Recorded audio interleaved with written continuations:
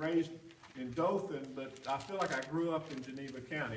We moved here in '85. I was 19 years old, and the United States Farmers Home Administration built me and my little wife a house there, and we were married 30 years. Now, something that happened to me and Isabel at the same time, in 2014, we both lost our spouses to cancer.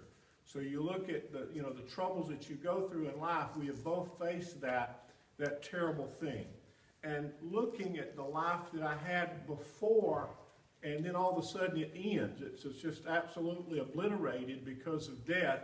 And then looking now at what we have, I see God's grace reach down into the very darkest point of my life, where I was a man who had lost the love of his life.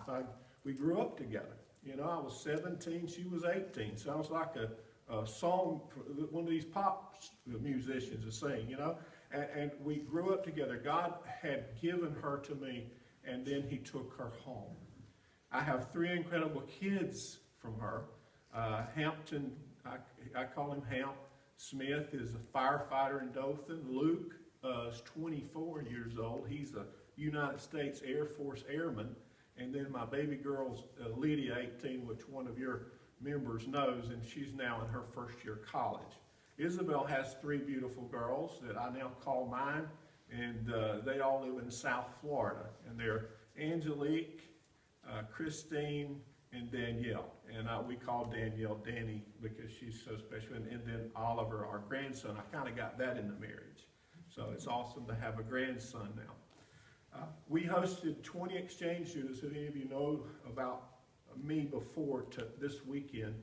And we hosted from 11 different countries, and I've had a chance to travel to those countries, some of them, and just be able to see my sons and daughters and their families and their homelands. So I understand in my travels and interacting with young people that we all have a lot in common, even though we may live on different continents. And one of the things I see in looking at the book of Psalms tonight, we need to understand the reality of God. We need to understand that in some cultures, God is afar off. You know, he's almost like a mystery. He's someone who can't be approached. He's almost like a mist, of something that is just not tangible.